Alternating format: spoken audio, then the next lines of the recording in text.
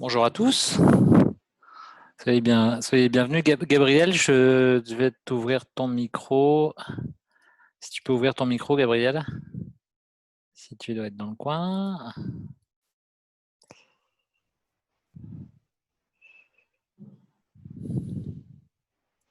Je te vois pas encore, Gabriel.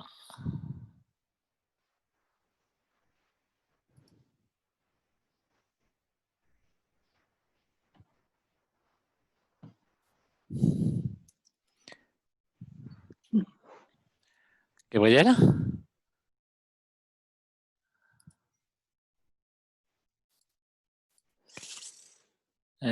Gabriel, où est-ce qu'il est, Gabriel? Je l'ai perdu là.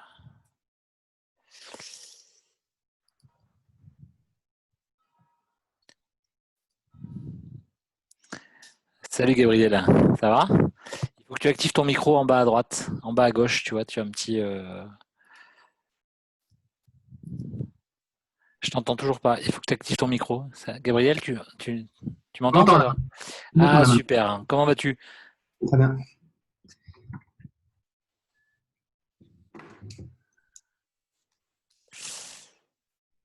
Moi, Alors, je prends un peu de temps pour voir quelque chose. je vais enlever le micro aussi, comme ça sera mieux.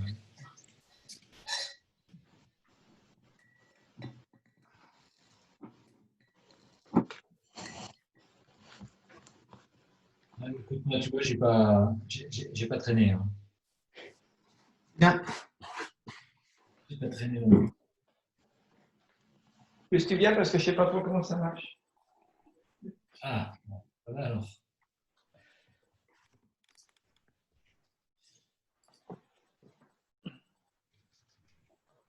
Bonsoir. Bonsoir. Ça va? Bonsoir à tout le monde. Bon, on va attendre encore 4-5 minutes. On va commencer par boire un coup. Hein.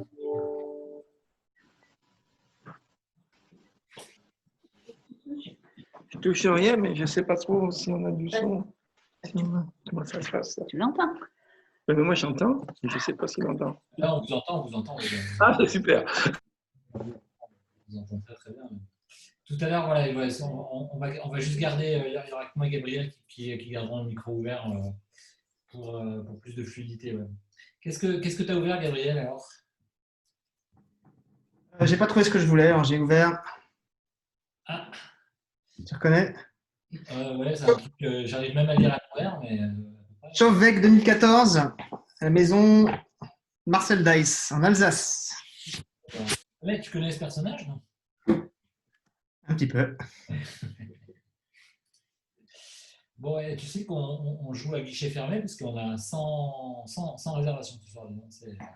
C'est le deuxième qu'on fait, donc tu dois être un gars hyper populaire pour attirer les foules comme ça.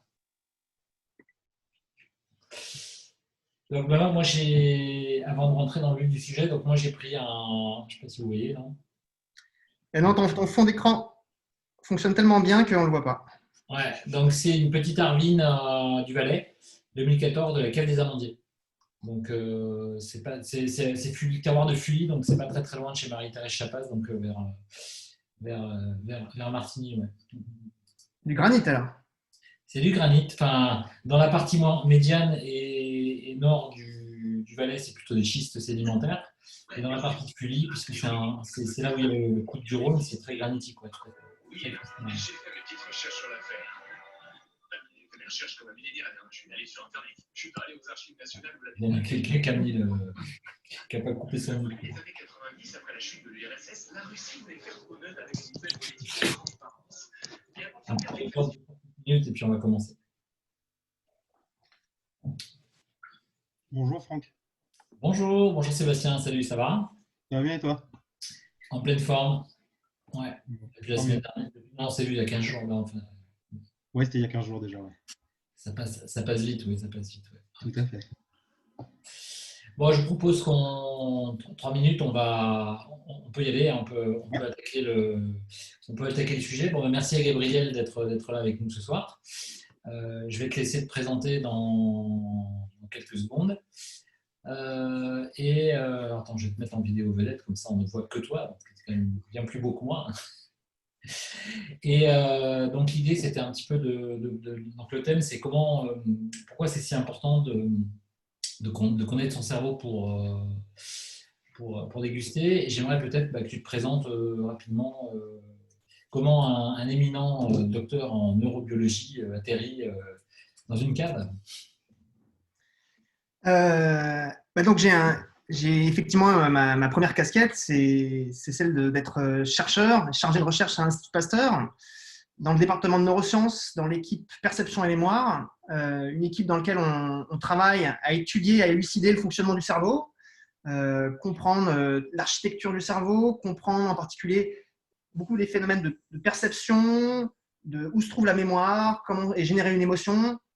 Et à travers ça, beaucoup d'outils pour essayer de comprendre ça à toutes les échelles, à l'échelle d'une synapse. Les synapses, vous savez, c'est les connexions entre les neurones, à l'échelle des réseaux, à l'échelle des comportements. Toute cette connaissance sur le fonctionnement du cerveau, elle est fondamentale pour aussi comprendre comment le cerveau dysfonctionne. Et c'est aussi un autre pendant de notre recherche, c'est d'essayer de comprendre quand le cerveau dysfonctionne, qu'est-ce qui se passe dans notre cerveau et quel circuit est endommagé et comment on peut potentiellement essayer de guérir un trouble mental ou un trouble psychiatrique. Et à côté de ce travail très fondamental et médical, je me suis rendu compte au cours de mes rencontres que dans le monde du vin, qui est un monde qui me passionne et je suis moi un simple amateur passionné de vin, je me suis rendu compte que la connaissance sur le cerveau était une connaissance qui n'est pas du tout enseignée ni apprise, en particulier aux professionnels du vin, dans le monde de l'œnologie, des œnologues, dans le monde de la sommellerie, dans le monde de l'œnotourisme. Tous ces gens qui travaillent autour du vin, du marketing aussi, connaissent beaucoup de choses sur les appellations, connaissent beaucoup de choses en chimie, en viticulture, mais ne connaissent peu de choses sur le fonctionnement de leur cerveau. Et ce premier constat m'a amené à ouvrir les yeux sur quelque chose qui, pour moi, me paraît fondamental et qui répond à ta question qui initie ce débat. Pourquoi c'est important de s'intéresser au cerveau ? Pour moi, c'est fondamental parce que, qu'on soit amateur ou professionnel de la dégustation, notre outil de travail, c'est notre cerveau. C'est notre cerveau et tous les prolongements sensoriels que le cerveau envoie dans nos yeux, dans nos oreilles, dans notre bouche, dans notre nez.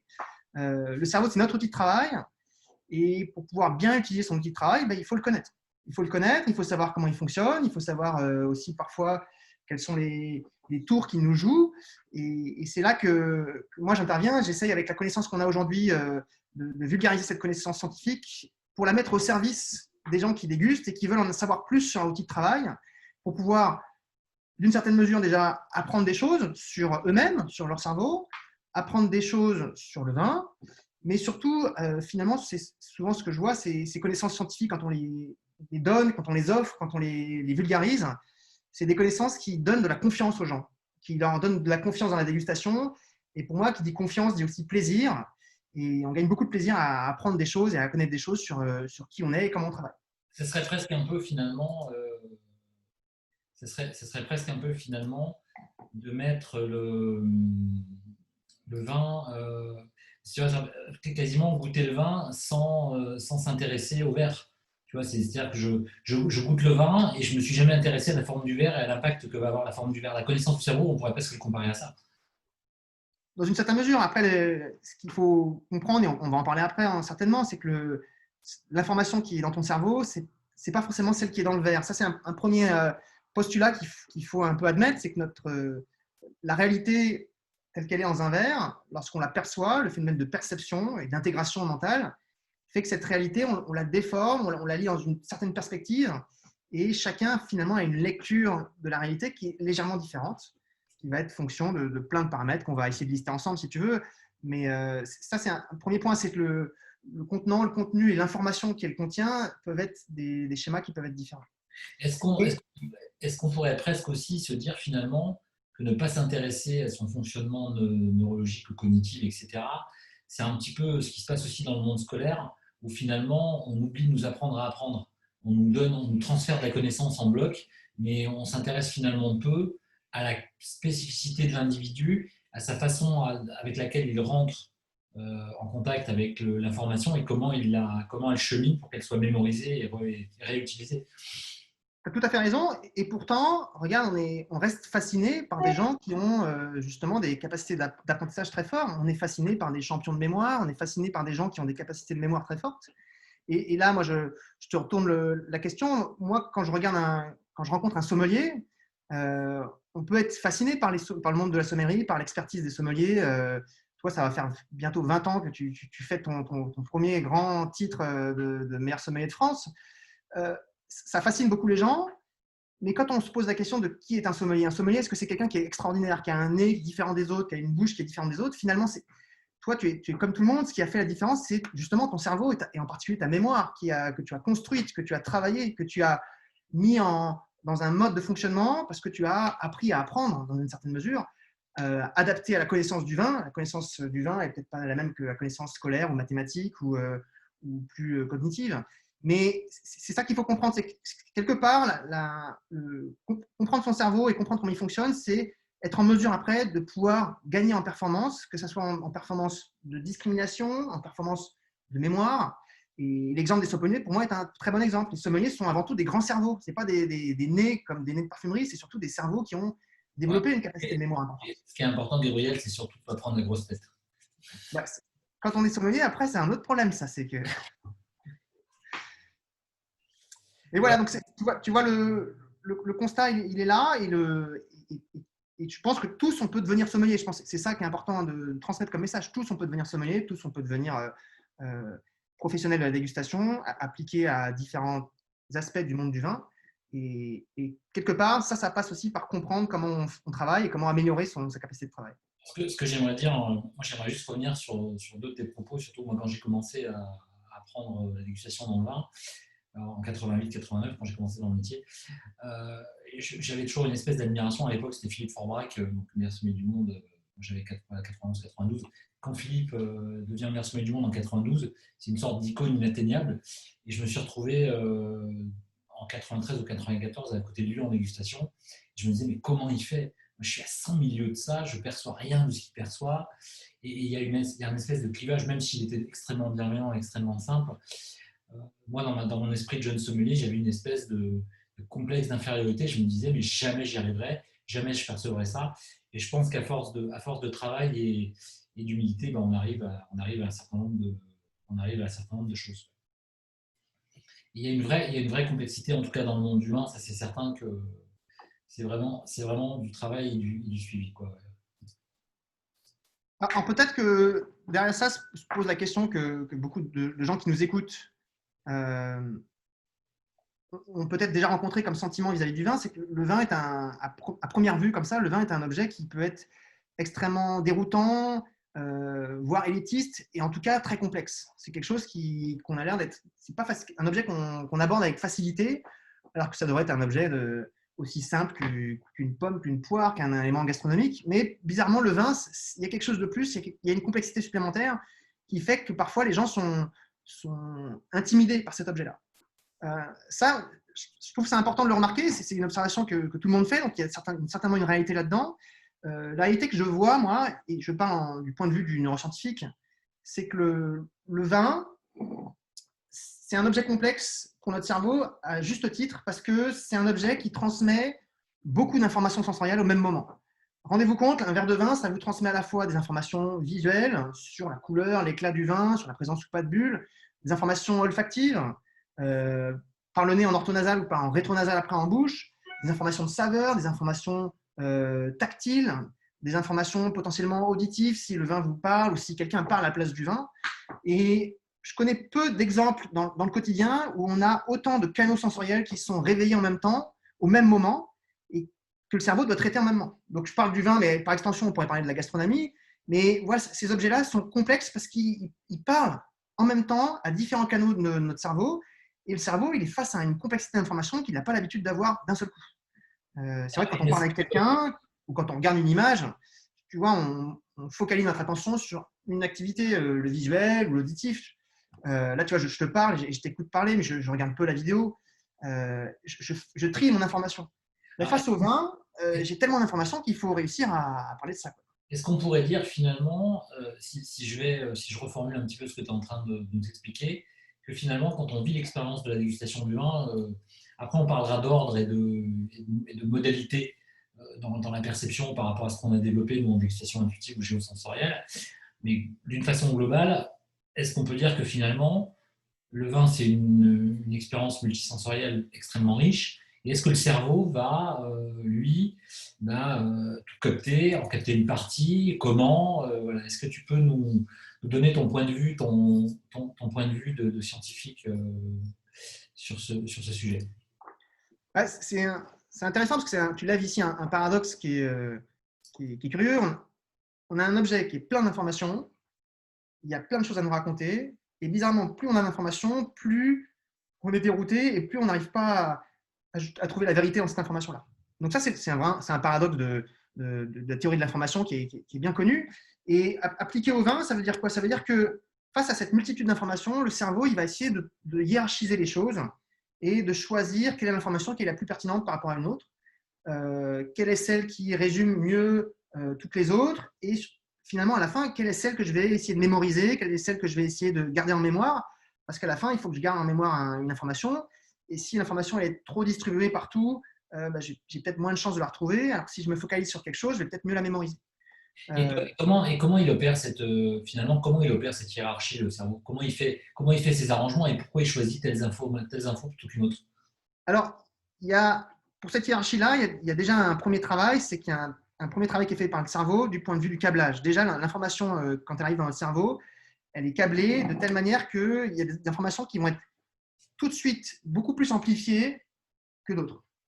Je prends un exemple. Si je regarde dans ton cerveau, donc comment on fait pour regarder dans un cerveau? On prend une personne et on le met dans un appareil qu'on appelle un IRM fonctionnel.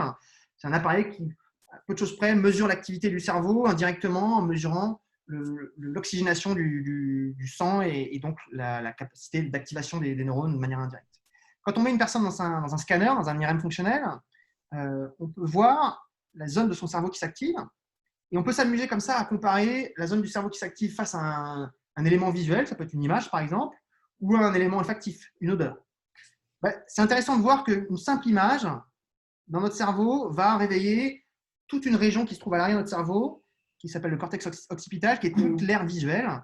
Et cette aire visuelle, elle représente 15 à 17% de la surface de notre cortex. Notre cortex, c'est donc toute cette zone, toute cette surface qui s'est extrêmement développée chez l'homme, qui a beaucoup grandi, en particulier devant. On parle du cortex préfrontal. Et à l'arrière, ici, c'est le cortex visuel. Et ce cortex visuel, il représente déjà 15 à 17% de notre cortex. Si je regarde le cortex olfactif, qui va être activé dans le cas d'une odeur, lui, il représente seulement 1% de notre système. Donc déjà, on est équipé avec des outils qui sont biaisés, c'est-à-dire qu'il y a des outils qui marchent très bien et où l'information est extrêmement amplifiée, et puis d'autres où l'information est rendue à son strict minimum. Donc ça te montre que notre espèce humaine a déjà un biais d'analyse des sens et qui va privilégier certains sens plutôt que d'autres parce qu'il y a des sens qui sont extrêmement amplifiés et d'autres moins que ça. Donc ça, on peut dire que c'est déjà génétique ou au niveau de la Exactement, c'est génétique, c'est pré-câblé dans notre espèce. Et exception faite de quelques personnes qui ont eu des accidents justement de perte de certains sens, la plupart des personnes sont câblées comme ça. Après, ce pré-câblage-là, quand un enfant va naître et va découvrir le monde des sens et va commencer à s'exposer à ces informations-là, notre culture va aussi imprimer beaucoup de choses dans le cerveau de l'enfant et va lui faire se favoriser certains sens plutôt que d'autres. C'est là que tout le travail de l'éducation va imprimer notre cerveau. Ça, c'est aussi une autre faculté de l'homme. L'homme est une des rares espèces sur Terre où, quand on met au monde un bébé, le cerveau du bébé n'est pas encore complètement formé. Et donc, le cerveau du bébé va se développer après être sorti du ventre de maman, en interaction avec l'environnement. La plupart des autres espèces de mammifères, par exemple, quand un poulain sort du ventre d'une jument, le poulain, son cerveau est quasiment mature, il peut déjà se mettre sur ses deux pattes, il peut déjà progresser dans l'environnement. Le cerveau humain, il a une taille tellement grande que le bébé qui naît, c'est un cerveau qui est immature et donc qui se nourrit autant de l'environnement dans lequel il est que de la génétique qui l'a aidé à se former. Et ça, c'est unique. Ça veut dire que l'espèce humaine se construit beaucoup en interaction avec l'environnement dans lequel il vit. Et chez un bébé, ensuite, petit à petit, le cerveau va se développer. On estime que le cerveau continue à grandir et à maturer jusqu'à l'âge de 10, 15, 20 ans. On voit encore des phénomènes se transformer dans le cerveau. Alors, rassure-moi, j'approche de la cinquantaine, ça s'améliore comme le vin en vieillissant, c'est ça? Ça se raffine, on va dire. Ça se raffine, exactement. Il y a une purification qui se fait dans tes synapses, d'une certaine mesure. Bon, c'est vrai. C'est une minéralisation de ton cerveau. Non, mais pour revenir à cette idée-là, c'est que le cerveau se construit avec ce qui l'entoure et avec l'expérience, avec notre vécu. Et ça, c'est extrêmement important. Et c'est là qu'on revient à une question importante que tu disais sur l'apprentissage et l'éducation. Si mes enfants, je les sursollicite à privilégier l'aspect visuel parce que je leur donne des tablettes, parce que je leur donne des téléphones, parce que je leur demande de regarder et d'écrire avec leurs yeux, et je leur demande d'occulter ou de ne pas utiliser leur nez ou leur bouche pour juger quelque chose, ben forcément, on va amplifier quelque chose qui est déjà programmé génétiquement et ça ne va pas créer un équilibre entre nos sens. Et moi, j'aimerais juste revenir sur un point. On s'est rencontrés il y a un petit peu plus de 3 ans maintenant, si ma mémoire est bonne. Et c'est vrai que quand on s'est rencontrés, nous, on a développé ce que tu connais, qu'on appelle la dégustation intuitive, où justement, tu parlais à juste titre de la prédominance du visuel. Et nous, on a dans tout ce travail-là, il y a une dizaine d'années, décidé d'occulter en utilisant des bandeaux. Et c'est vrai que moi, j'ai été extrêmement rassuré finalement, parce que nous, on a fait ça de façon empirique, parce qu'on le ressentait, d'avoir ton éclairage et de voir finalement que ce soit l'utilisation du verre noir en dégustation géosensorielle ou l'utilisation du bandeau n'était pas qu'un gadget pour un effet de mode, mais avait une vraie pertinence dans l'acte de dégustation et dans l'acte d'apprentissage. Tu peux peut-être nous en dire un mot peut-être par rapport à comment tu as perçu ça et qu'est-ce que finalement ça change et ça remet en question. Alors, fermer les yeux quand on déguste, c'est un acte qui est à la fois dur, qui demande de la conviction, parce que accepter de fermer les yeux, c'est accepter finalement de rompre avec notre sens principal qui est la vue. Et fermer les yeux. Quand on ferme les yeux, on ne peut plus se déplacer dans une pièce, on ne peut pas descendre des escaliers sans tomber. Enfin, on voit bien qu'on perd beaucoup de choses et d'aptitude à interagir avec l'environnement. Mais dans notre cerveau, on voit qu'il y a une certaine mesure à ça. C'est quand on ferme les yeux, on supprime l'information visuelle. Et donc, on supprime aussi la capacité du système visuel à inhiber les autres sens. Ça, c'est quelque chose qui a été découvert il y a moins de 10 ans. C'est qu'en plus d'avoir une prédominance dans notre cerveau, le système visuel qui se trouve ici, il a une capacité aussi à inhiber les autres sens, comme s'il avait un ordre de priorité qui lui permettait d'inhiber les autres sens pour avoir la priorité sur le jugement, sur la décision. Et effectivement, on juge beaucoup, on décide, on prend des décisions beaucoup à partir d'événements visuels. Et quand il y a une confusion ou un autre élément sensoriel qui vient en dissonance, aller à l'encontre de la vision, on préfère se baser sur la vision que sur l'olfaction, par exemple. Et c'est vrai que fermer les yeux, c'est un acte fort parce que ça veut dire qu'on accepte de diminuer un canal qui est prédominant, mais en même temps, on accepte aussi de lever ce frein sur les autres sens et de les mettre justement un peu plus en éveil que quand on a les yeux ouverts. Dit autrement, chaque fois qu'on ferme les yeux, en fait, pendant plusieurs minutes, il faut attendre 2-3 minutes. Toi, chez toi, quand tu fais une dégustation intuitive, tu passes par cette phase d'induction de plusieurs minutes pour pouvoir permettre aux gens de s'installer dans ce nouvel équilibre entre les sens où les yeux n'ont plus la priorité et les autres sens peuvent enfin émerger ensemble. Et dès qu'on ferme les yeux, on voit l'activité dans les autres centres olfactifs, gustatifs, par exemple, qui remontent naturellement. Donc, fermer les yeux, c'est quelque part mettre en phase nos sens avec l'objet qu'on va goûter. Si un objet est riche d'informations gustatives, tactiles et olfactives, fermer les yeux, c'est perdre un sens pour mieux en gagner d'autres. C'est ça la vérité. Alors ça, c'est un point qu'on acquiert petit à petit. On n'est pas tout le temps obligé de fermer les yeux, de mettre un bandeau pour réussir à faire cet exercice-là. Et toi, je suis sûr qu'avec ton exercice de sommerie, petit à petit, tu as appris avec une discipline, une forme de rigueur, une discipline mentale, à réussir à occulter l'information visuelle sans avoir besoin d'un bandeau. Je pense que le bandeau est là de manière transitoire pour apprendre aux gens qui peuvent déguster sans les yeux, pour à la fin dire bon, j'en ai besoin parce que je suis capable de mentalement orienter mon information pour qu'elle aille dans mon sens gustatif, olfactif et pas que je sois influencé par les yeux. Je dirais finalement que le bandeau ou le verre noir, c'est un petit peu comme les petites roulettes quand on apprend à faire du vélo.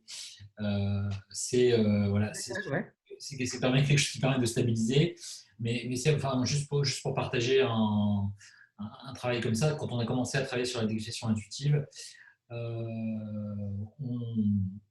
on on avait, on avait vraiment le sentiment de difficulté de s'extraire justement, parce que nous, tous ceux qui ont commencé à travailler là-dessus, on était sur un apprentissage extrêmement analytique, très conventionnel, etc.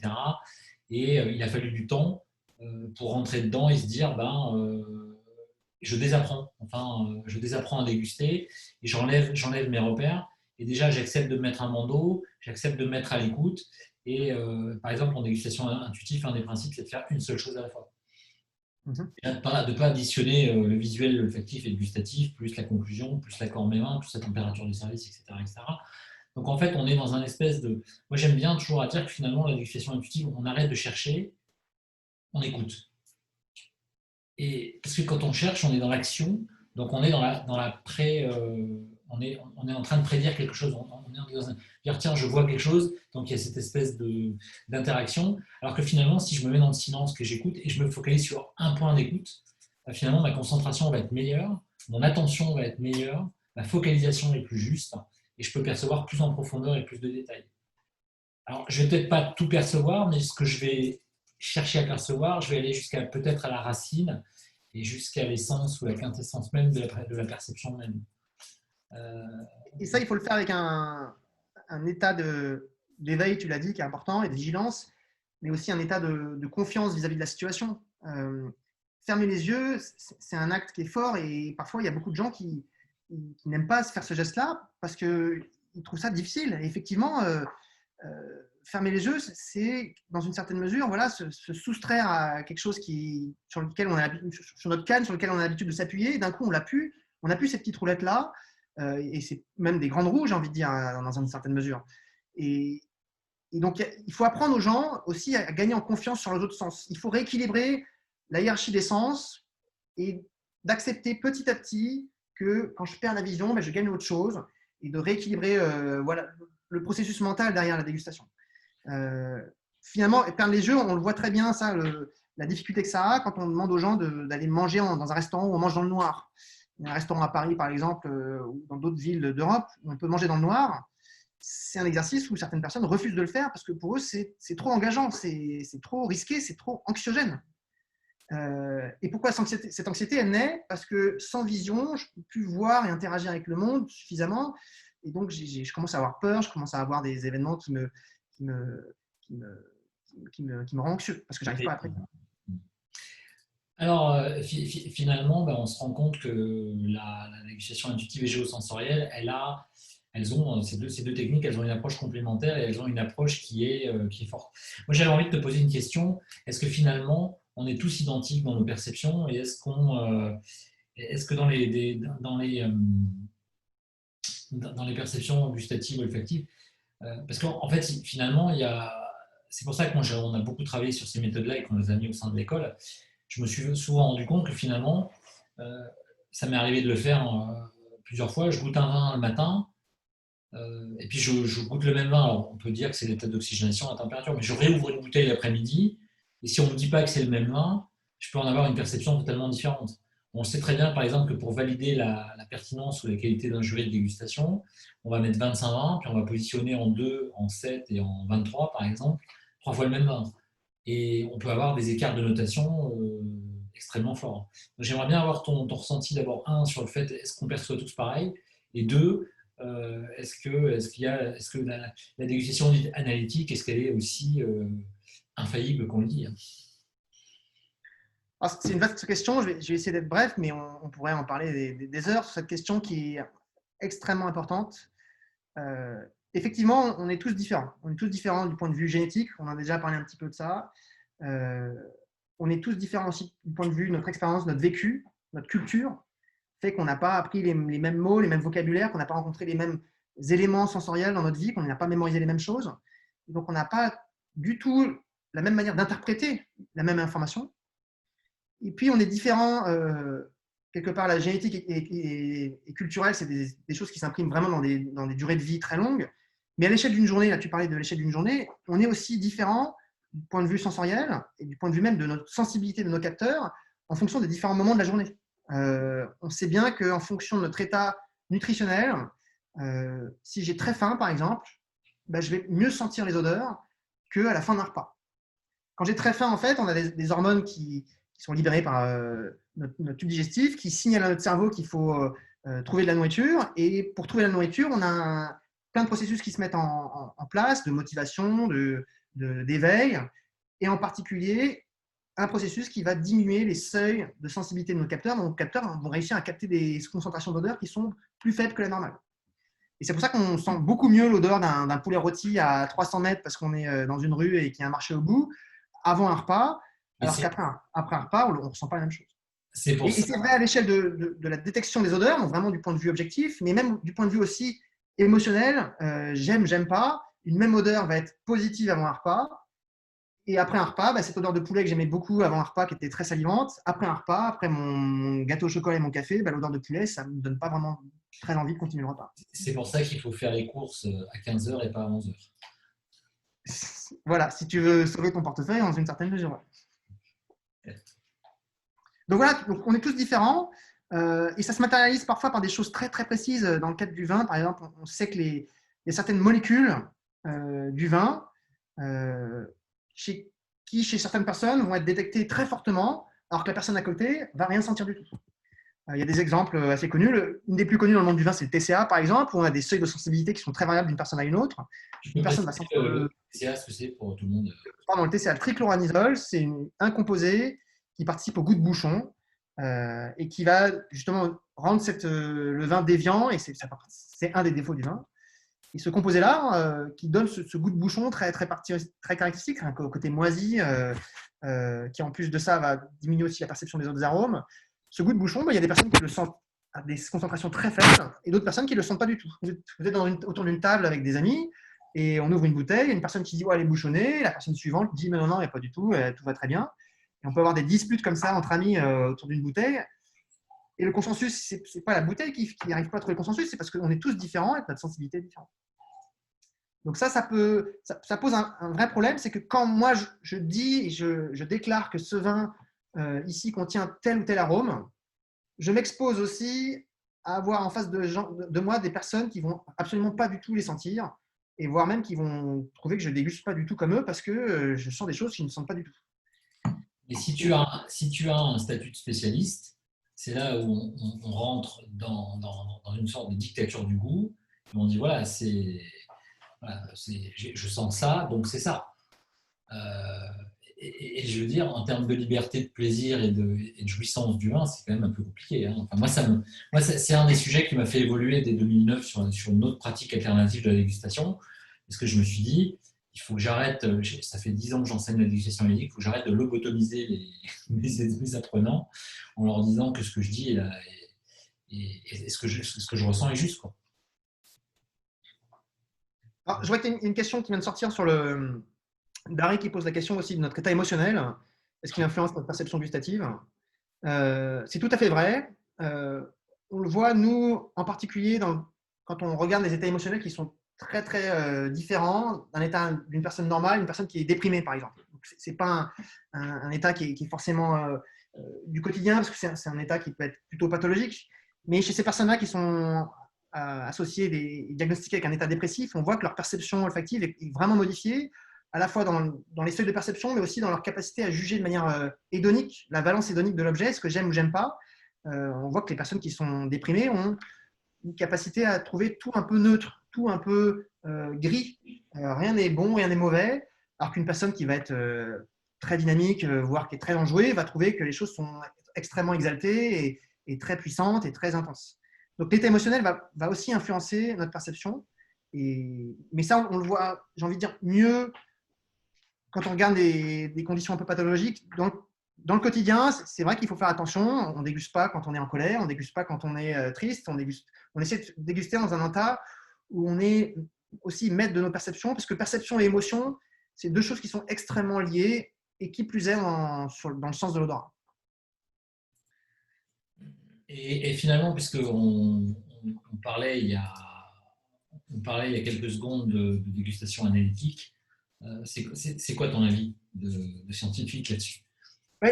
Pour parler, tu sais, on a discuté un petit peu de ce qu'on allait dire ce soir. Et je pense que voilà, enfin, toi et moi, on a souvent l'habitude d'être un peu modérés dans nos propos et toujours beaucoup de respect dans les choses, mais je pense que c'est intéressant.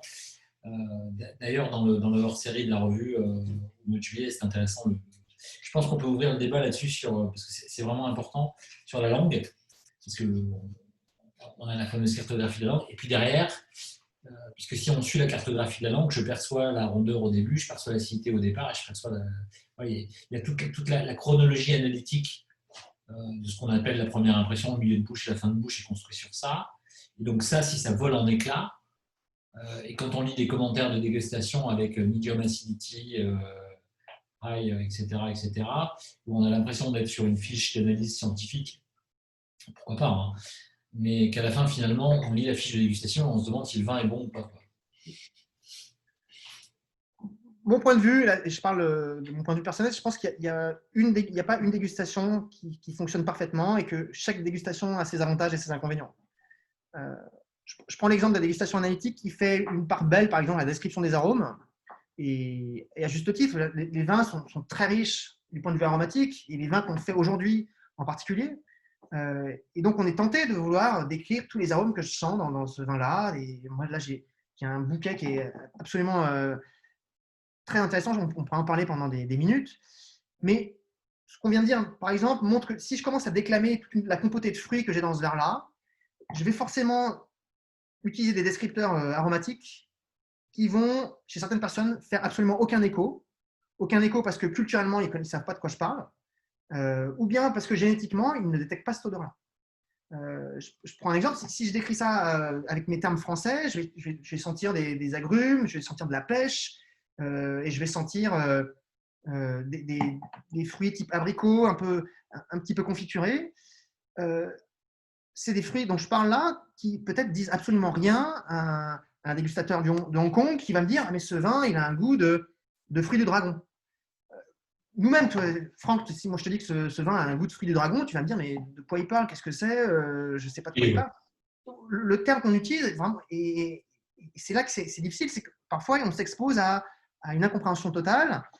Et à mon avis, c'est ça qui a tendance à parfois repousser un peu les gens qui s'initient à la dégustation, c'est que l'exubérance de la description olfactive met parfois beaucoup trop de complexité et montre la difficulté de l'altérité. C'est la différence entre toi et moi, on est différents et donc il faut être sûr que quand je parle de quelque chose, tu vas réussir à le comprendre. Il faut que la communication soit commune, consensuelle. Cette recherche de consensus, elle est pas facile. Du point de vue aromatique, c'est toute la difficulté. On peut sentir 50 arômes dans un verre de vin et il y en a peut-être 10 seulement qui vont faire écho dans le cerveau d'une autre personne. Donc ça, c'est un point. À côté de ça, tu l'as dit justement, la bouche est un autre aspect de la dégustation, un autre temps fort, un autre chapitre. En bouche, il y a plein de dimensions gustatives, tactiles qui sont là, qui sont peut-être plus pauvres en termes de descripteurs. C'est pour ça qu'on se retrouve avec des descripteurs de l'acidité, type acidité medium, medium plus, medium minus, de sucrés qui sont dry, semi-sweet, etc., etc. Effectivement, quand le vin est sucré, il est sucré, et il y a une seule dimension, et au moins c'est clair, et au moins tout le monde comprend. Ça, par contre, c'est une des choses qui est bien dans la description de la bouche. Il y a peut-être peu de descripteurs, il y a un répertoire de vocabulaire qui est peut-être plus faible, mais par contre, ça parle à tout le monde. Et c'est là qu'on voit un peu la disparité entre les sens, c'est que quand on parle à quelqu'un d'autre, et le vin c'est un objet social, on est bien d'accord, quand un vigneron fait un vin, il le fait pour les autres. Quand un prescripteur de vin écrit sur un vin, il le parle pour les autres. Si tu commences à boire tout seul, c'est un autre. Oui, on peut mettre cette question de côté, c'est un autre problème. Il y a une question qui est intéressante là, qui est posée sur la perception des arômes qui reste assez personnelle, voire subjectif. Qu'en est-il de la bouche? C'est exactement ce que tu es en train de développer. Ouais. On voit qu'au niveau de la bouche, au niveau par exemple, de l'acidité, du sucré, on a peut-être moins de descripteurs, mais c'est un message qui est beaucoup plus consensuel, qui parle à beaucoup plus de gens. Mais on se retrouve avec des descripteurs qui sont plus faibles. Donc, ce vin, il est moyennement acide. Des vins moyennement acides, il y en a plein. Donc, je ne vais pas réussir à discriminer ce vin d'autres vins si je décris juste l'acidité. Après, c'est là qu'il faut se pencher un petit peu sur la bouche. Peut-être que dans la bouche, on n'a pas suffisamment creusé sur les différents types d'acidité. Et peut-être surtout qu'on a voulu, un peu de manière cartésienne, un peu, c'est typiquement la manière occidentale de penser les choses, c'est que l'acidité, les tanins, par exemple, deux choses qui sont, du point de vue théorique, très séparées, on peut les analyser séparément. Est-ce qu'un objet de tanin astringent peut influencer l'acidité? Est-ce que l'acidité peut influencer les tanins? Bien sûr que oui. En fait, c'est là qu'on se trompe peut-être à vouloir dissocier des éléments sensoriels qui ont l'air d'être purs. En bouche, en fait, il y a plein de composés. Prenons un acide qui est bien connu du monde du vin, c'est l'acide tartrique. Il est connu parce que c'est un acide emblématique des raisins.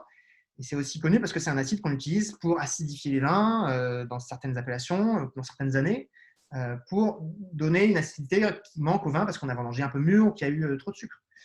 Cet acide tartrique, si vous goûtez un acide tartrique pur, vous verrez que c'est un acide qui est effectivement acide du point de vue de cette dimension de pH et de le côté anguleux et précis et saveur. Mais en plus de ça, l'acide tartrique, c'est un composé qui est extrêmement astringent, qui assèche la bouche. L'image qu'on a quand on goûte un acide tartrique, c'est qu'on vraiment on tire la langue parce qu'on est asséché. Donc, les tanins ou l'aspect astringent du vin va être drivé et nourri à la fois par l'acidité du vin et à la fois par les tanins qui le composent. Donc, c'est là qu'on voit toute la difficulté de vouloir parfois peut-être trop segmenter les choses de manière peut-être officiellement objective, mais quelque part de manière trop analytique. Il y a des éléments qui, ensemble, se rassemblent pour donner une impression, pour donner une sensation. Et à vouloir les séparer, peut-être qu'on perd l'information parce que l'information se noie dans des descripteurs qui sont dissociés. Donc, en t'écoutant, moi j'ai la sensation finalement que si on prend le vin, qu'on décortique le vin finalement, hein, et je trouve que ce mot il est très fort parce que décortiquer ça veut dire enlever du corps, sortir de son essence symbolique. Et je trouve ça extrêmement dommageable. C'est comme si finalement on résumait une personne ou une expérience à un morceau de l'expérience.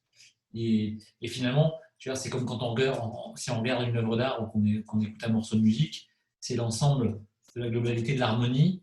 Et c'est pas le morceau, c'est pas le coin en haut à droite du tableau qui fait que c'est beau, c'est l'harmonie de l'ensemble. Et tu parles d'harmonie, c'est un terme qu'on va juger à la fin de la dégustation, harmonie, équilibre. Mais il faut aller un peu plus loin que ce mot-là. L'harmonie, c'est pas juste l'équilibre entre l'acidité et l'alcool. C'est pas juste l'équilibre entre le sucre et les tanins. Ça, c'est une vision simple. Est-ce qu'il y a d'autres éléments d'analyse beaucoup plus globales qui peuvent nous aider à juger de l'interaction entre ces différentes saveurs? J'en prends un, par exemple, qui pour moi personnifie bien le sens de ce que je veux dire. À la fin d'un vin, tu vas peut-être écrire, par exemple, comme commentaire que le vin est minéral. C'est un terme qui est très populaire, qui l'a été beaucoup dans les dernières 10-15 dernières années. C'est un mot qui, pour moi, est typiquement un mot qui est très global, mais qui, à lui seul, définit bien un type de vin. On comprend bien qu'un vin minéral, on s'attend à un vin qui va avoir une acidité particulière, un type de tanin, un type de sucre. D'ailleurs, un vin minéral, c'est plutôt un vin, c'est souvent des vins très secs, avec pas de sucre. Des vins qui ont des arômes très limités ou peu d'arômes de fruits, peu d'arômes sucrés. Et puis, c'est des vins qui vont avoir une vivacité, une acidité particulière. Mais quand on parle de minéralité, on voit bien que c'est un terme qui parle à la fois peut-être du nez et des arômes qu'on sent. Ah, tiens, ce vin, il a des nez de pierre à fusil, de silex, donc c'est une dimension olfactive. Ce vin est minéral parce qu'il va avoir une dimension d'acidité très anguleuse, très pointue, qui va nous amener mentalement à des images de quelque chose qui est plutôt cristallin, qui est plutôt anguleux, donc quelque chose qui nous ramène plutôt au monde minéral. Et peut-être que dans ce vin-là, on va sentir des dimensions qui sont de l'ordre du salin, quelque chose qui nous ramène aux sels minéraux, qui nous ramène à l'eau minérale, donc qui nous ramène au monde minéral. Tu vois, les idées vont vite. Et voilà un terme de mot qui est très efficace pour communiquer, parce qu'il est global et il répond à une classe de commentaires sur une grille de dégustation, mais qui, d'un certain point de vue aussi, il est très populaire, mais d'un autre point de vue, peut aussi absolument rien dire, parce que quand le vin est minéral, qu'est-ce que tu veux dire exactement? Est-ce que c'est en bouche? Est-ce que c'est en texture? Est-ce que c'est en arôme? De quoi tu parles? Il faut aller un peu plus loin.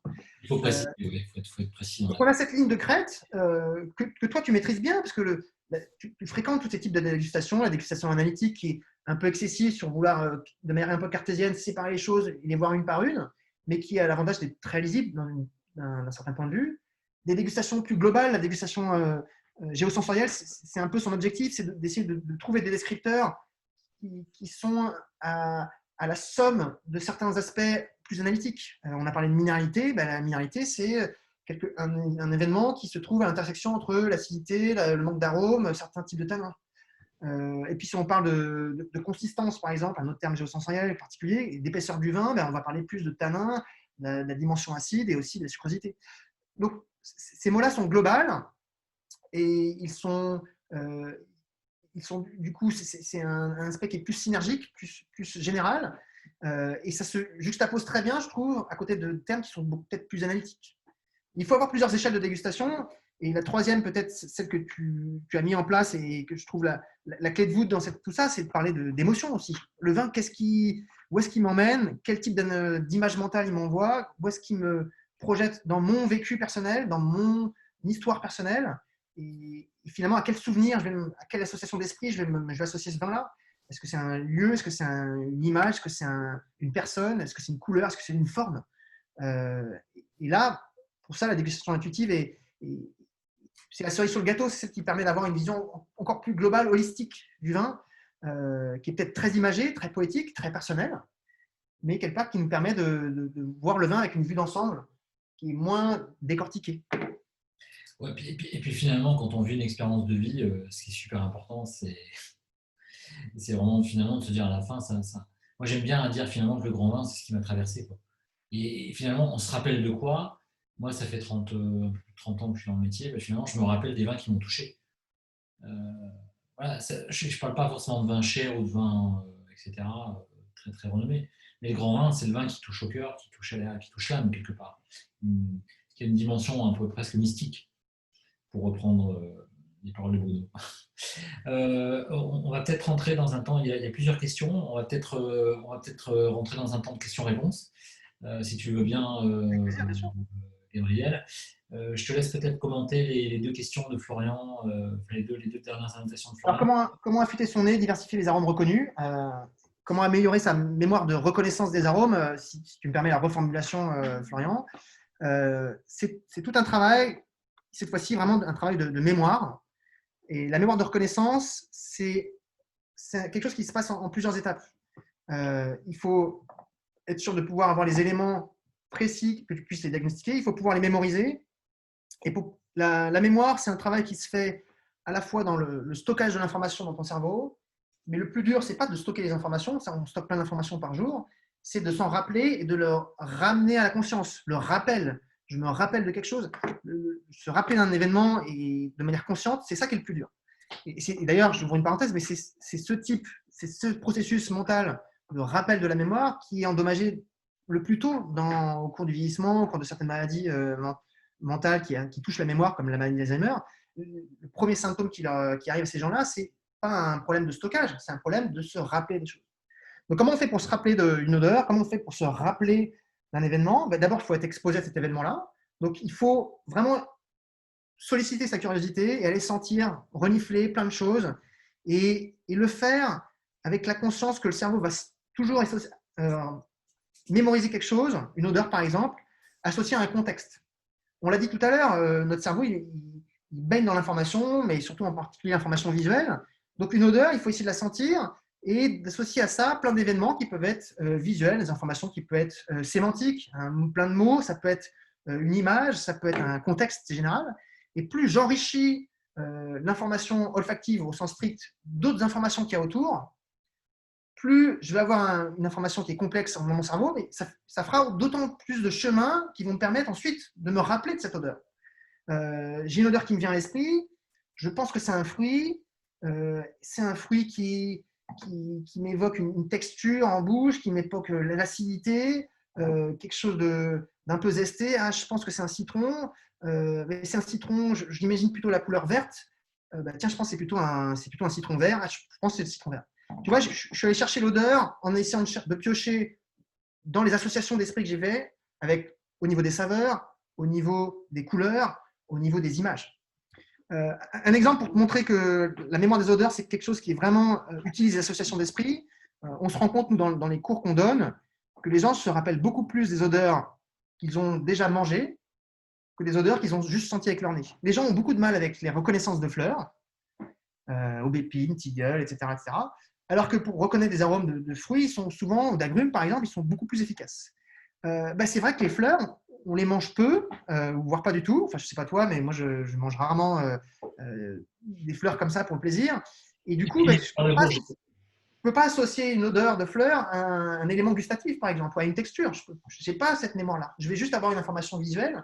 Et du coup, ma mémoire de l'odeur n'est pas associée à d'autres éléments qui me permettent de le rappeler. Donc, il faut nourrir chaque odeur qu'on essaie de reconnaître avec d'autres informations. C'est vraiment la clé du succès, c'est ça, c'est de démultiplier les associations d'esprit qui peuvent être humoristiques, personnelles, loufoques, peu importe le moyen de retrouver ça.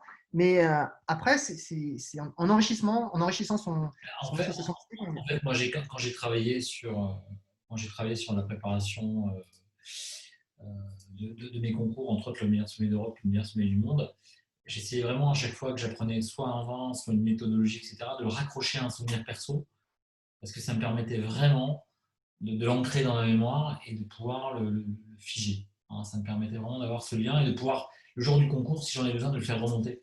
Parce que j'avais une espèce de palette devant moi, je sais qu'en appuyant sur le souvenir de ce moment-là, bah, ça me faisait remonter cette connaissance-là. Parce que finalement, je me souviens, une semaine avant le concours, si je me dis, voilà, ben, en fait, une semaine avant le concours, je me dis, mais en fait, j'ai tellement appris de trucs, en fait, j'ai l'impression de ne plus rien savoir. Et en fait, je savais que j'avais dans mon esprit comme plein de petits rubans. Et je savais que quand je tirais sur ce ruban-là, il y avait tout le pays qui arrivait derrière. Voilà, en termes de gestion de la charge mentale, ça me permettait de gérer le sujet. Ouais. Il y a une question sur la mécanique d'approche des vins, sur les vins tanniques, et ensuite sur les molécules. Je te laisse répondre, Gabriel. Donc, Charlotte pose la question de savoir pourquoi il y a une évolution du goût avec l'âge, pourquoi on goûte moins des vins tanniques. C'est quelque chose qui vient avec l'âge et qu'on commence plutôt avec des vins blancs, des vins moelleux. Donc, c'est tout à fait juste. Hein, quand on était enfant, on appréciait mieux finir un fond de verre de Sauternes que finir un fond de verre de Bordeaux. Il y a une raison à ça. Tu parles de tanin, c'est une chose. Il y a une autre dimension qu'il ne faut pas négliger dans les vins rouges, c'est l'amertume. Et l'amertume, c'est une modalité sensorielle, gustative, qui est extrêmement initiatique. C'est-à-dire que naturellement, tu prends un bébé de quelques jours, tu lui fais goûter un objet amer et tannique par extension, il va faire une grimace. C'est précablé dans notre cerveau. Tous les objets qui sont amers et tanniques sont potentiellement dangereux pour nous. C'est précablé dans notre cerveau, mais c'est précablé à l'échelle de toute l'évolution des mammifères. Si vous prenez un rongeur, vous lui faites goûter un objet amer, il fera la même grimace que vous. Il va ouvrir la bouche, il va tirer la langue, vraiment dans une expression de rejet vers l'extérieur pour pas que ça rentre dans mon corps. Et donc, notre cerveau est précablé pour rejeter l'astringence et l'amertume. Petite parenthèse, mais pourquoi on a ça précablé dans notre cerveau, c'est que dans notre environnement, et là il faut essayer de se replonger, à l'époque on était des chasseurs-cueilleurs, dans notre environnement où on interagissait et on mangeait des éléments de notre environnement, il y a des éléments, les plantes pour se défendre des prédateurs fabriquent des composés qui sont parfois amers, et nous on a comme objet de défense réussi à développer des capteurs qui nous permettent d'identifier ces composés amers et potentiellement justement de ne pas s'intoxiquer avec des produits. Donc ça, c'est génétiquement précablé dans notre tête. Et donc, au départ, un enfant, il n'aime pas l'amertume, il n'aime pas l'astringence, mais pourtant, il voit qu'autour de la table, papa, maman ont ouvert une bouteille de vin rouge et dégustent avec plaisir, avec sourire, tout le monde rigole. Et donc, il se dit, bah, moi, je suis curieux, j'ai envie de voir qu'est-ce qui se passe. Il prend une goutte de vin rouge dans un verre, il goûte, et là, il fait une grimace, il fait, ah, c'est pas bon. Et c'est vraiment la même réaction que tu as peut-être ressentie.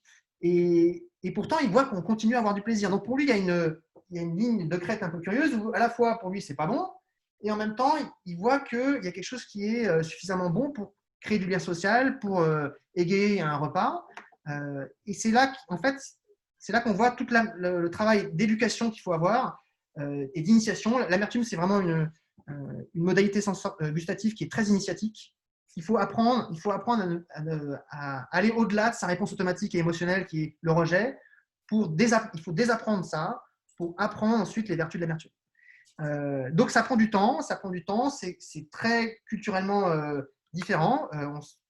En fonction des pays où on est, l'amertume va être c'est un objet qu'on va être exposé. Par exemple, en Italie, on mange beaucoup plus d'objets amers, ou dans le sud de la France par exemple, que dans d'autres pays où on va avoir des objets qui sont moins amers. Et du coup, ça va petit à petit sculpter nos préférences et sculpter aussi nos capacités d'appréhender l'amertume.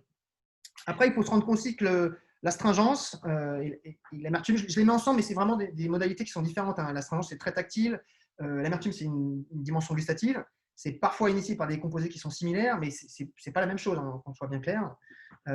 Reste que ces deux-là sont des dimensions qui sont plutôt rejetées par un palais de novice. Et pourquoi petit à petit on voit une évolution? C'est aussi qu'on voit qu'il y a une évolution en bouche. On découvre qu'il y a dans notre salive, la composition de la salive change avec le temps. Chez un enfant ou chez un adulte ou chez une personne âgée, la composition de la salive change et du coup, cette salive, on sait que c'est celle qui va être en première ligne face aux composés astringents. L'astringence, c'est quoi? C'est quand on a des composés phénoliques, des petits tanins, qui vont agir sur les protéines de la salive, briser ce film salivaire qui est très fluide, très lisse, très confortable, et rendre ce film salivaire beaucoup plus rugueux, plus particulière. Et cette sensation-là, en fait, elle dépend aussi de la nature de la salive qu'on a. Et donc, on sait qu'avec l'âge, la salive est différente, et du coup, on arrive mieux à supporter les composés tanniques quand on est adulte que quand on est enfant. Donc, tu vois, il y a une dimension à la fois de l'évolution de notre corps, mais aussi de l'évolution de notre capacité à accepter. Et ça, c'est vraiment toute l'histoire des préférences alimentaires. Qu'est-ce qui définit mes préférences alimentaires aujourd'hui? C'est tout ce que j'ai vécu, tout ce que j'ai été exposé. Et moi, je le vois, j'ai des enfants et le vin rouge est une bonne expérience pour ça. Ils doivent désapprendre que l'amertume, c'est pas bon pour réapprendre que c'est quelque chose qui peut être intéressant. Et donc, toute la culture de l'amertume, c'est apprendre que l'amertume, c'est quelque chose qui peut être extrêmement intéressant pour allonger un plat, pour vous donner beaucoup de longueur, qui va donner un peu de fraîcheur aussi à certaines boissons. Et là, on pense à tous les bitters qu'on utilise en dégustation. C'est quelque chose qui va rééquilibrer des sucres, par exemple. Quand on a un plat qui est trop sucré, rajouter un peu d'amertume, ça va recréer un équilibre. Et puis l'amertume dans les plats, on peut réussir à trouver des astuces pour le diminuer. Je prends un exemple qui est très connu dans l'interaction des saveurs entre elles. Le sel, par exemple, le sel de sodium, le sel de cuisine, c'est quelque chose qui va relativement bien inhiber l'amertume. Si tu as un objet amer en bouche, juste après, tu prends une boisson un peu salée, ça va diminuer ta sensation amère. Donc, c'est comme ça qu'on peut jouer en cuisine pour peut-être diminuer un peu la sensation d'amertume.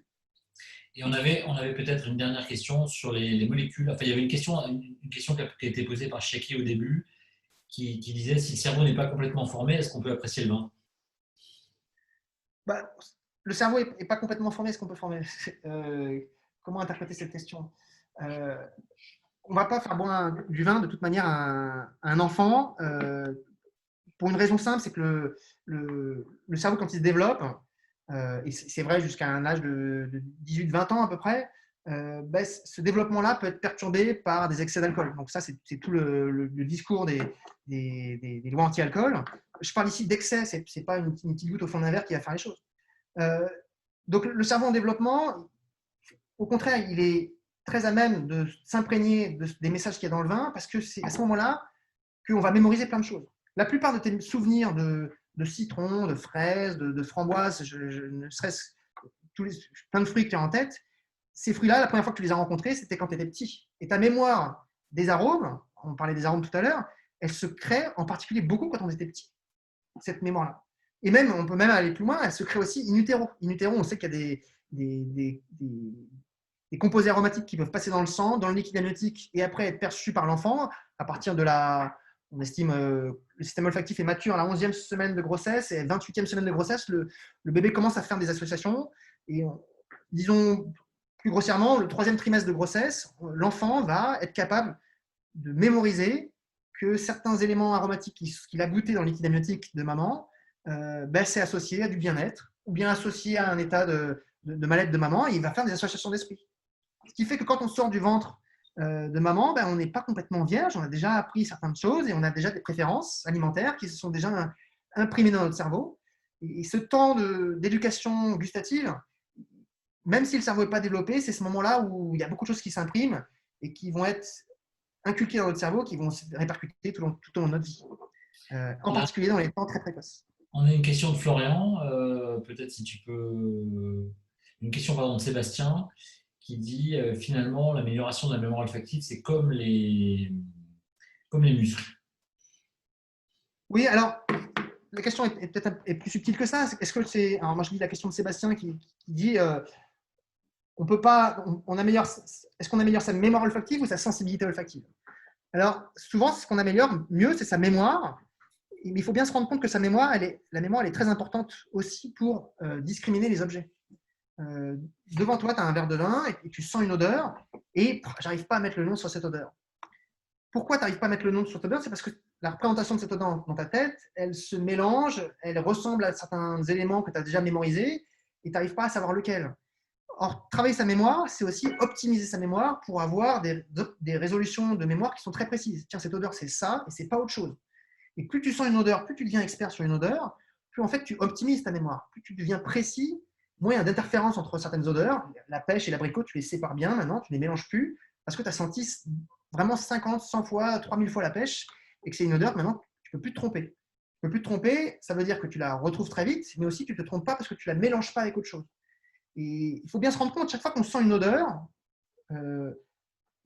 notre travail mental, c'est à la fois de comparer ce qui vient de l'extérieur avec ce qu'il y a dans l'intérieur de ma tête. Et je suis en train de comparer ma mémoire de la pomme, par exemple, avec l'odeur qui m'arrive dans le nez. Tout travail de perception est un travail de comparaison entre ce que j'ai en tête et ce qui m'arrive de l'extérieur. Donc la mémoire est fondamentalement impliquée dans ce phénomène de reconnaissance, de perception. Dans le cas de la sensibilité, alors, tout n'est pas bloqué. Ça, c'est quelque chose qu'on voit aussi petit à petit dans les recherches qu'on fait au niveau en particulier des capteurs. Les capteurs qui sont ici au niveau de ta muqueuse olfactive, qui se trouvent un peu plus haut, en haut de ta cavité nasale. Ces capteurs olfactifs, on voit qu'ils sont portés par des cellules qui se renouvellent tout le temps. Tous les 3 à 6 mois, il y a l'ensemble de notre muqueuse qui se renouvelle. Et ces capteurs, on voit que ce renouvellement-là, il peut être biaisé en fonction de l'exposition que j'ai eue. Il y a des expériences qui ont montré que si, par exemple, tu es exposé à une odeur de manière continue parce que tu travailles dans un milieu olfactif où il y a cette odeur-là, imaginons que tu travailles dans une boulangerie ou dans une scierie, par exemple. Dans une scierie, tu as une odeur de bois frais que tu sens tous les jours. En plus, c'est une essence particulière de bois, c'est un chêne et pas un pin. Cette odeur-là, quand tu t'exposes de manière passive à cette odeur pendant plusieurs semaines, plusieurs mois, on se rend compte que petit à petit, ton système olfactif ici il devient extrêmement focalisé, très attentif à cette odeur, et même que tu deviens extrêmement sensible. Tu arrives à sentir des seuils de concentration qui sont parfois plus faibles qu'une personne normale. C'est aussi parce que ton système ici, il est plastique et il s'adapte à l'environnement, aux statistiques de l'environnement. Et l'environnement dans lequel tu as vécu pendant plusieurs semaines, il y avait beaucoup cette odeur, donc c'est important que ton nez s'adapte à cette odeur-là. Et c'est là qu'on voit que le cerveau, c'est une machine qui n'est pas figée, elle est très plastique, elle apprend des choses, elle s'adapte à un environnement dans lequel il y a une information qui est précise. Et on peut, dans une certaine mesure, améliorer certaines sensibilités olfactives, certains seuils de perception, quand on est exposé de manière passive, répétée et quotidienne à une odeur, pour pouvoir mieux l'apercevoir. Ça ne marche pas à tous les coups. Il y a des odeurs où on est déjà au max, on ne peut pas aller plus haut que le seuil dans lequel on est. Puis il y a des odeurs où on peut, par exposition répétée, par exposition de notre système olfactif à cette odeur-là, sculpter un petit peu notre nez pour qu'il soit plus attentif et plus sensible à ça. Mais c'est un phénomène qui touche à la fois la périphérie, donc les capteurs ici, et puis aussi beaucoup notre mémoire. Notre mémoire, la mémoire de reconnaissance, elle est vraiment importante pour reconnaître les choses. Ben, on a beaucoup de questions. On va bientôt être obligé de terminer le webinaire. Je te laisserai répondre à la dernière question. En tout cas, tout ce que tu expliques, puisqu'on a bâti ensemble le parcours de la revue d'Event France Academy, on le retrouve dans les 3 niveaux avec des éclairages sur la mémoire, la mémorisation, un certain nombre de choses. Donc, si vous avez envie, je sais qu'il y a plusieurs élèves déjà qui sont en formation chez nous, si vous avez envie de venir creuser le sujet, Gabriel sera là par vidéo interposée pour creuser le sujet. Je vais laisser Gabriel, d'abord je vais tous vous remercier d'avoir participé à ce webinaire. Je vais laisser Gabriel terminer avec la dernière question. Et je vous donne rendez-vous dans 15 jours pour un autre webinaire sur la biodynamie avec Daniel Coulomb, domaine de Borenard, où on parlera biodynamie, mais en vérité, pas biodynamie langue de bois, biodynamie vraie, avec ce qui se fait, ce qui ne se fait pas et quel impact ça a réellement. Voilà. Je laisse Gabriel terminer. En conclusion, je pense qu'il faut rester curieux, c'est ça qui est important. La connaissance qu'on a du vin, c'est le reflet de la connaissance de nous-mêmes. Et goûter le vin, finalement, le vin, c'est un miroir de nous-mêmes et c'est un miroir de qui on est, de qu'est-ce qu'on a vécu, de qu'est-ce que j'ai senti, qu'est-ce que j'ai reconnu.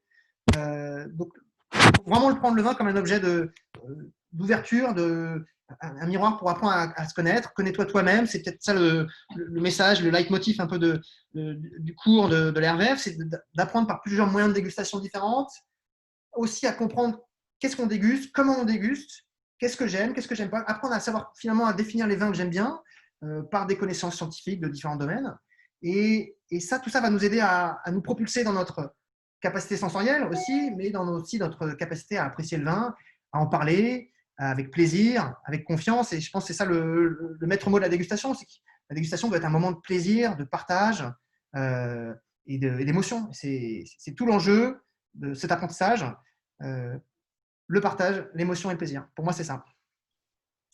Merci Gabriel. Merci d'avoir Ce que j'aime beaucoup chez toi, c'est ta simplicité, ta capacité à transmettre. Bonne soirée à tous. Chose importante, n'oubliez pas de prendre l'apéro ce soir. Ce serait triste de terminer un verre vide. Voilà. Ce qui est le cas du mien, que je vais rapidement aller remplir. Merci à vous tous et on se dit à rendez-vous à très bientôt, soit sur les bancs de la RVF, soit à Calénie, soit au prochain webinaire. Merci Gabriel, à très vite. À la vôtre. Salut, tout le monde. Allez, santé.